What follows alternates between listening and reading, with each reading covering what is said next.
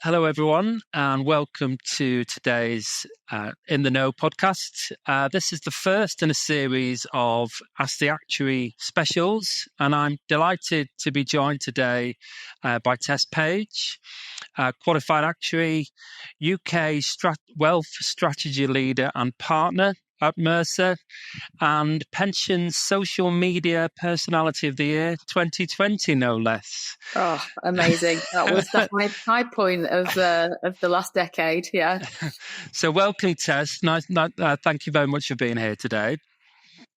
Well, let's get straight into it.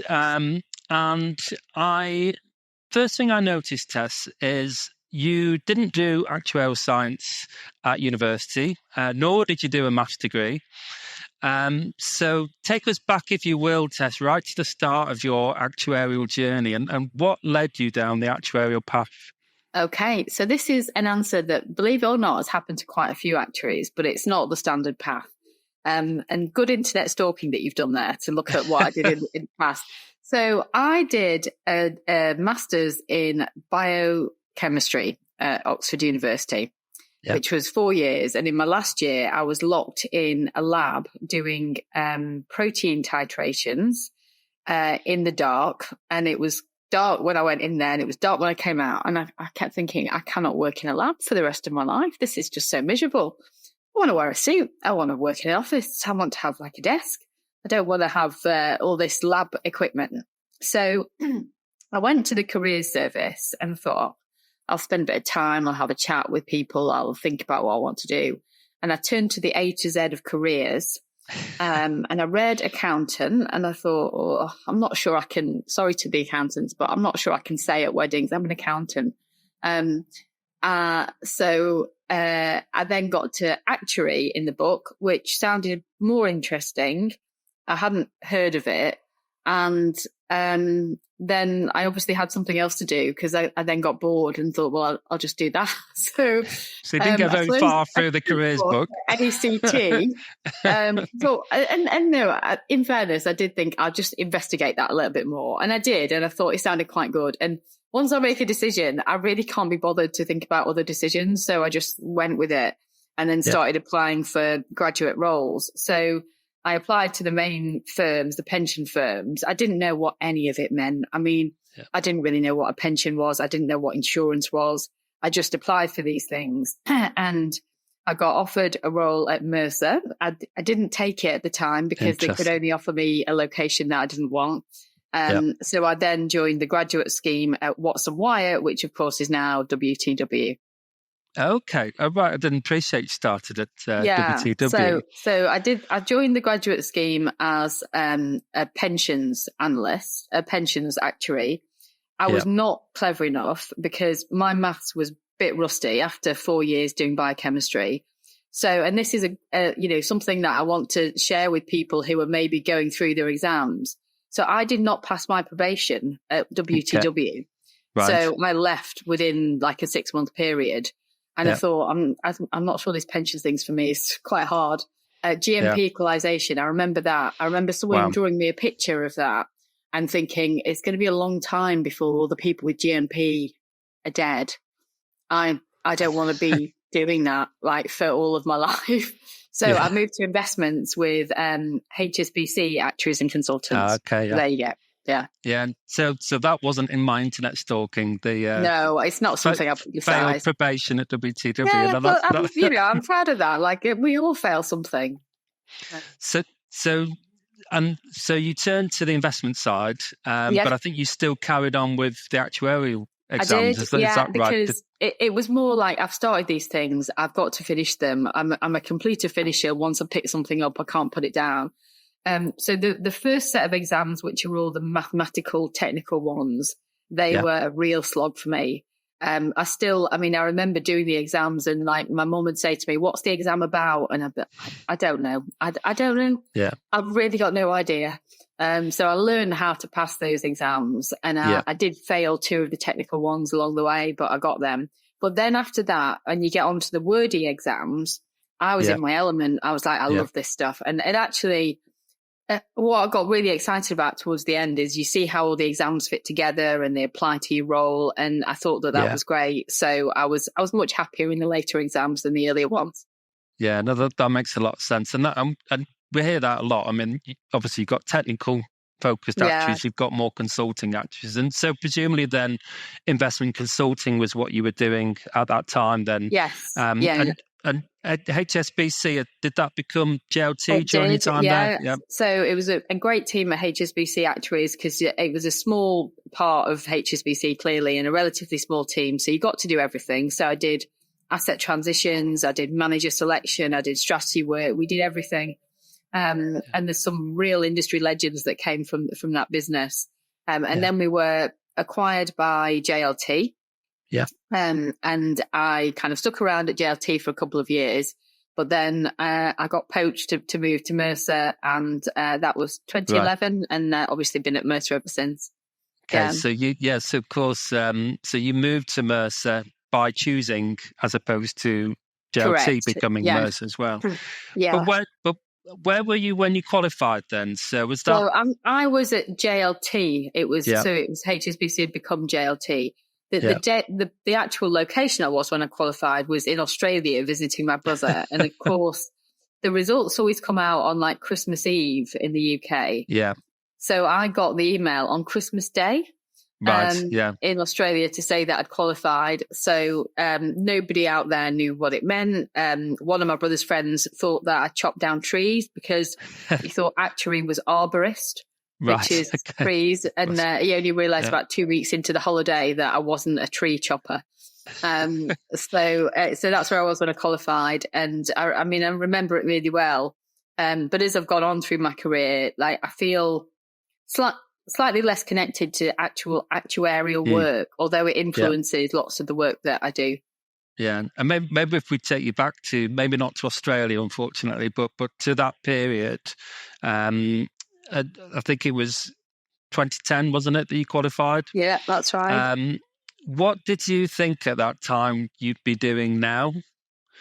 Or did you have any thoughts? Because you were still doing the investment consulting at that time. That's it, yeah. So I thought I'd be just working with, continuing to be an investment consultant. I mean, the main thing I thought when I qualified was I'll have all this extra time to like do other things. I decided to learn Mandarin Chinese, but then I didn't carry on with that, believe it or not.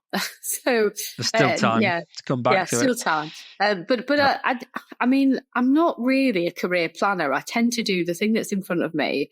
And then if I get asked to do something else, I just do that. And I'm not, I've never been one for like 10-year plans, 5-year plans. I just float around and do what looks interesting at the time.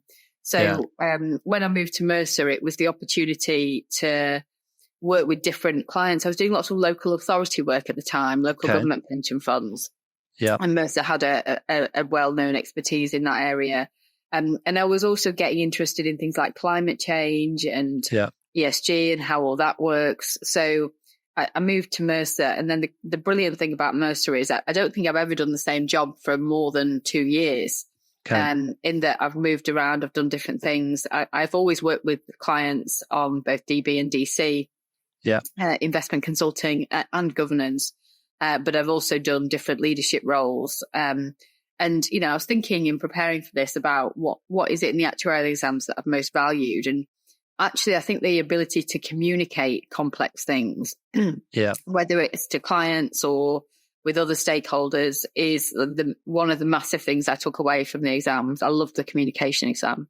Yeah, and again, this is kind of the later exams, isn't it? So you almost have to get through the early exams to prove that you can do the maths, and then you really the later exams, the communication exam, that's where you really learn the job, isn't it? Yeah, that's it. Yeah, and so you mentioned leadership roles. What was the first leadership role you had at Mercer? What was the first? I think like many of us, you start by becoming a people manager and you manage a small team of people.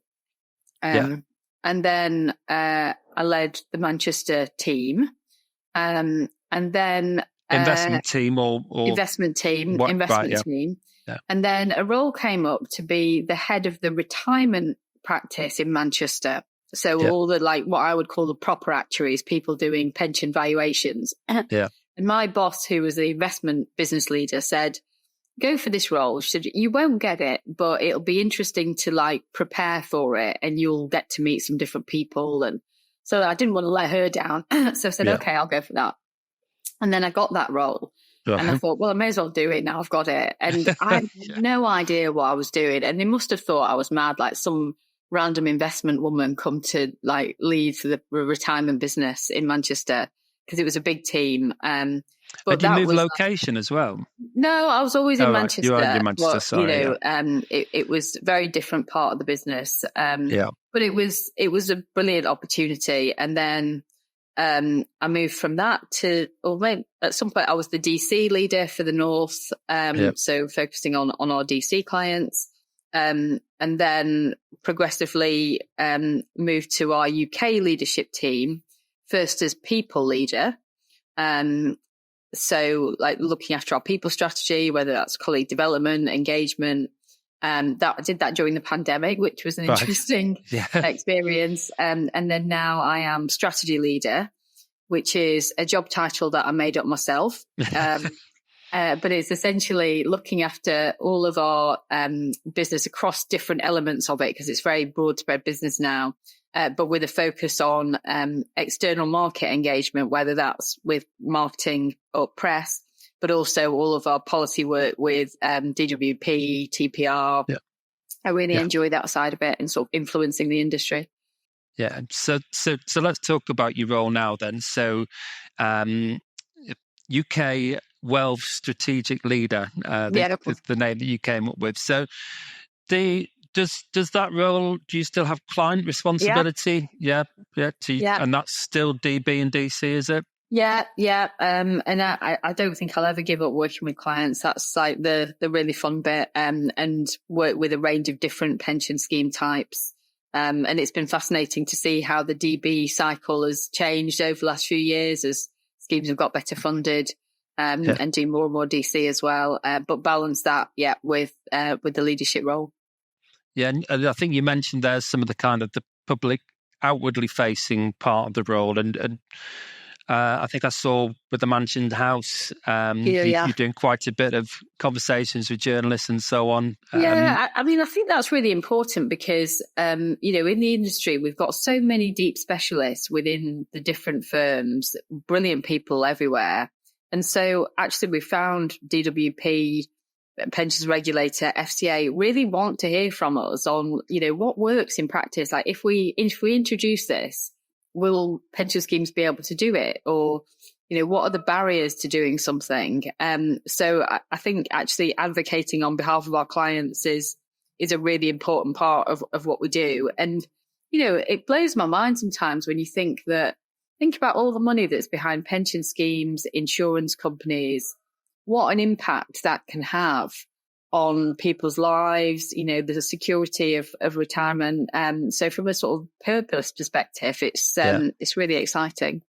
Yeah, and I think it is exciting. And I think it's still got a long longevity, hasn't it, to even pensions. The last couple of years have certainly changed the landscape, the rush to buy-in and so on. But, there's lots of things going on. And like you said, there's brilliant people everywhere thinking about what else can be done. And we do a lot of work with the insurers now that so many pension schemes have gone over to insurance. And I think when I joined the industry in 2003, 2004, I was told, but maybe don't get involved in DB because DB is dying. It's going to be gone in 5 years. Here we are 20 years later, and we've still got quite a lot of open schemes in local government.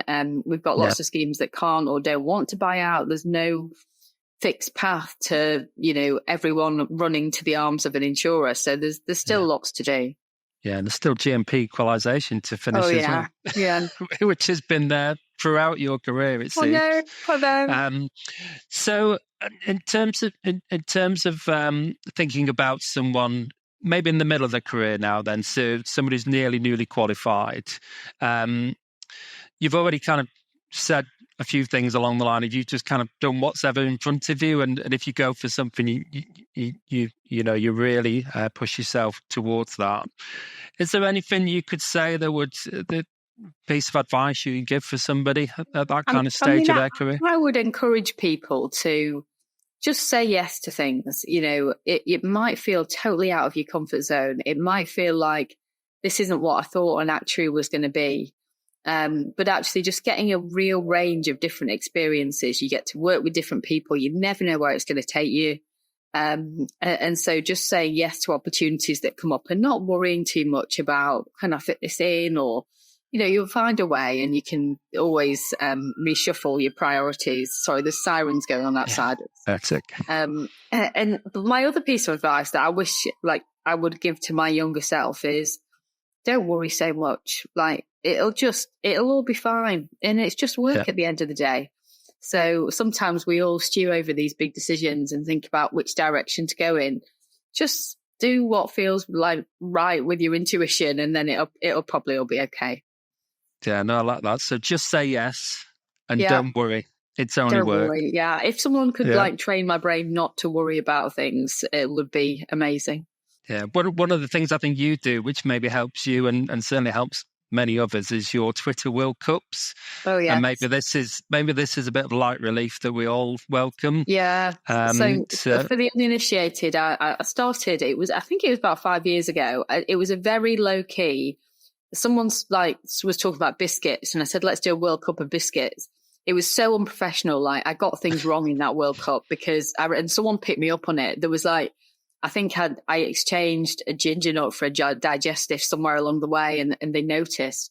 But now, so I do these every few months. So we've done World Cup of cocktails, World Cup of Christmas songs, World Cup of summer pop songs, all sorts of things. And there's a spreadsheet for each one. I was going to say, have you got a spreadsheet? You must have. Yeah, a spreadsheet for each one. You can audit the records. There is, when I've got the 32 candidates, I use Excel to put them into a random order. So there's no fixing of the groups. People always attack me for that. And then I maintain the statistics for each game. So I've got a full look back of the last 5 years of everything that's won and lost. Because we've had some repeat items. So there was a World Cup of Easter foods with obviously hot cross buns, and that has come back in the World Cup of bakery items. Yeah. So we've had some that have appeared more than once. And I know I've contributed recently to the croissant versus cheese twist debate. Yeah, that was always going to be a tough game, I think. Well, thanks for the clarification that it wasn't almond croissants, because that surely must be one of the favourites. Yeah. Great. Okay. Well, I'm going to end it there, Tess. Really appreciate your time today. I love the advice. Just say yes. Don't worry about it. That's what I'm going to pass on to the listeners. And yes, lovely to meet you today. Thank you. Great. You too.